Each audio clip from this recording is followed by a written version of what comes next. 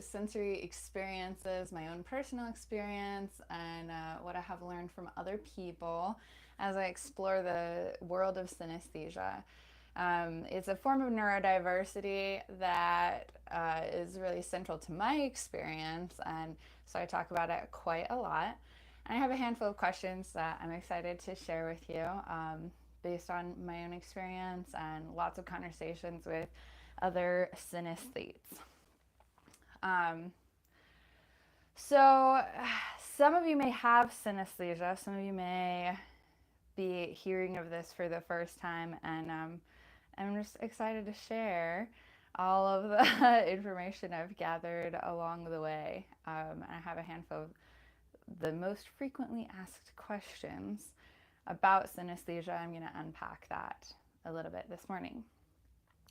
So, the first question is, what is synesthesia? So, synesthesia is a neurological condition where stimulation of one sensory or cognitive pathway leads to involuntary experiences in a second sensory or cognitive pathway. So, that means, for example, you might hear music coming into the ears, but additionally have a sensory experience of seeing colors. There are lots of kinds of synesthesia. Any sensory pathway can cross with any other sensory pathway. And it turns out there are at least a few hundred documented synesthesias. So that's a cross of any one sense with another, yeah. But if you have multiple types crossing multiple senses, then that makes it complex synesthesia, and they're very barely beginning to be understood. Personally, I show at least 13 to 15 discrete types of synesthesia, including all of the defined tactile crosses, at least on some level. The next question is synesthesia a common condition? Synesthesia is relatively rare. Estimates suggesting around 4% of the population experience some form of synesthesia.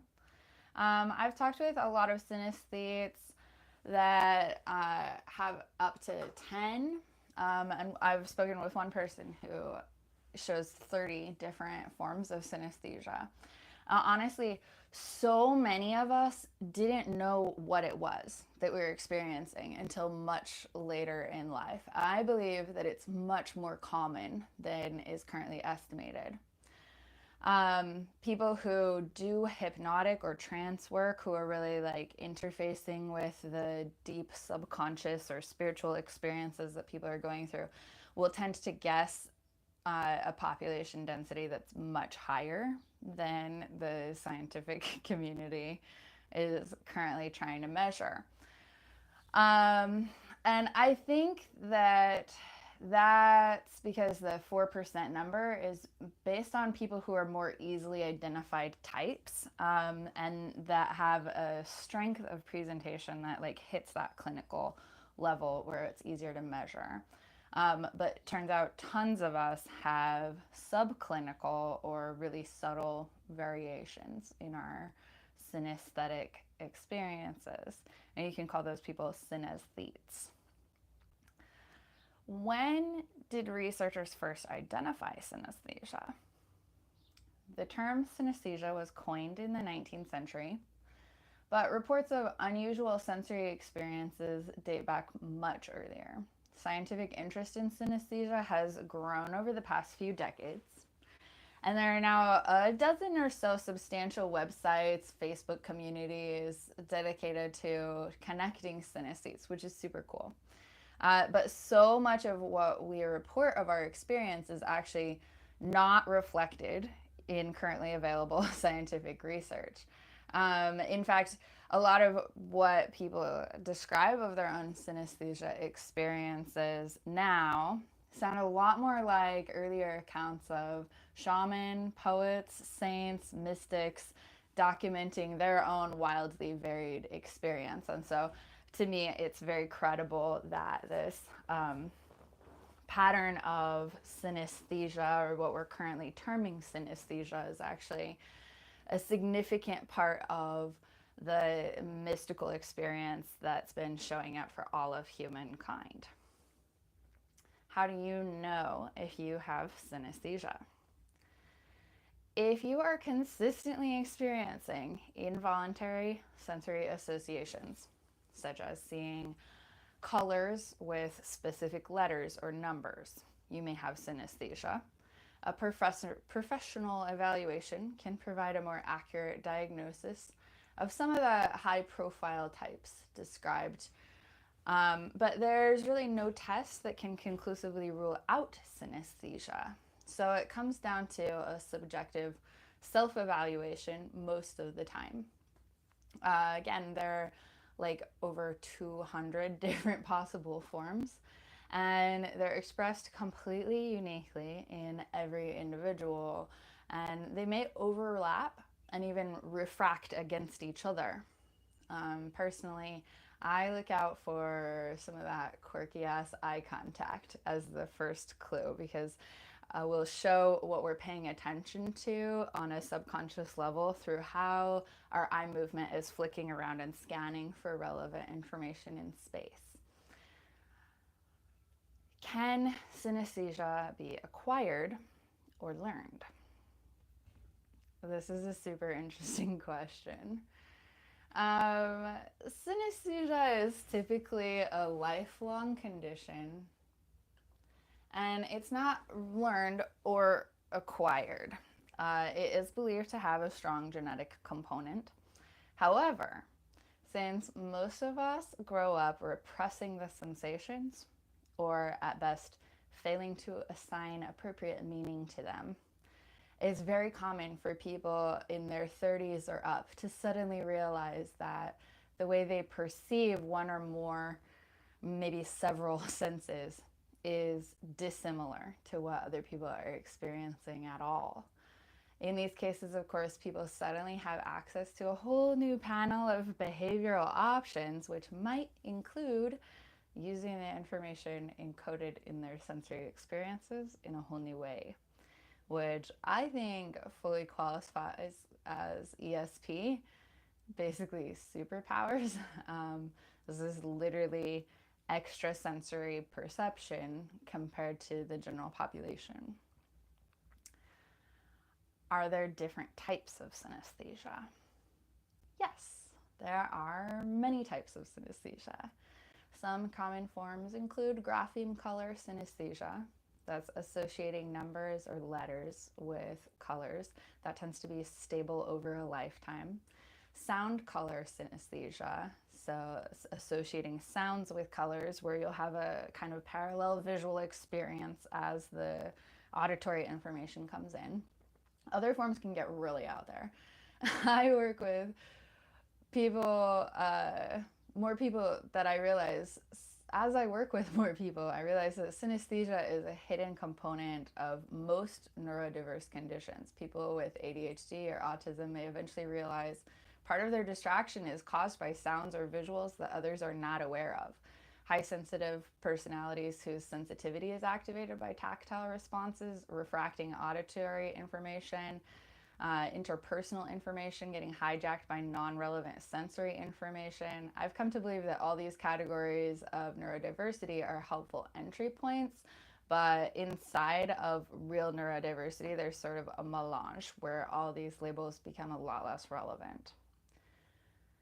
Can synesthesia be a disadvantage?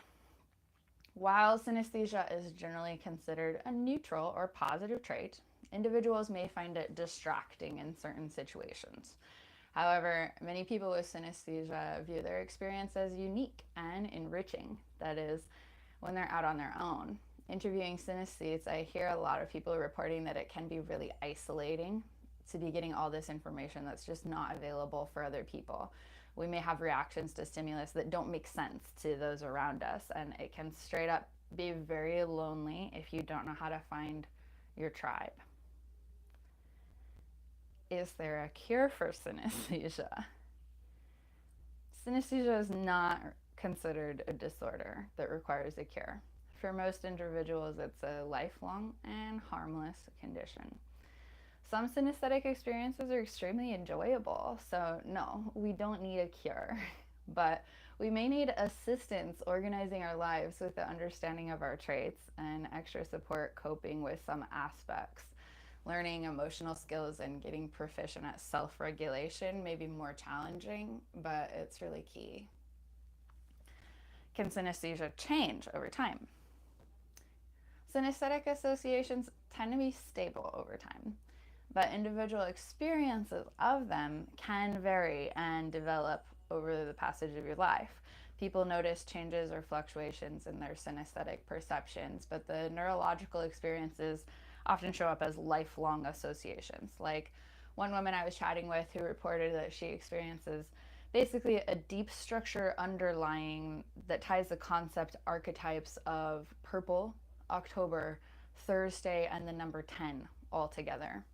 I'm interested in creating some tests to see if we can create or remove these kinds of associations. I can't find any actual data showing one way or the other at this point. For me, the bigger question is, can we learn how to use it? Lots of these types of associations show up randomly, but this woman, for instance, may be able to detect unrevealed information about October from the color purple. This is a simplified example, but science has barely begun investigating this. Can synesthesia be triggered or intensified? Synesthetic experiences are typically involuntary, but factors like stress or emotional states may influence the intensity of synesthetic perceptions for some individuals. For me, most of my synesthesias come in much stronger when I'm physically exhausted or emotionally overloaded, and they can be nearly silenced by dopamine regulating stimulants. I haven't yet gathered info on whether that pattern holds for many others, but from my own experience, I suspect that the cerebral cortex, which is regulating the selection of relevant information, can simply wire to recognize unconventional slices of reality. But the intensity fluctuates with the availability of dopamine to escort information priorities in the brain. Can synesthesia be tested or measured? Kind of. Researchers use various methods, including surveys and behavioral tests, to identify and measure synesthetic experience. These assessments help in understanding the nature of synesthesia, but they're in no way comprehensive, and it may even be problematically invalidating if someone who experiences something really unusual fails to pop on the neurological evaluations just because their senses are even more outlying than researchers have taken time to describe. How do I explain synesthesia to others? Explaining synesthesia can be challenging as it is a subjective experience. In fact, it can be so exhausting and invalidating that we completely give up on relating closely to anyone but the most open-minded.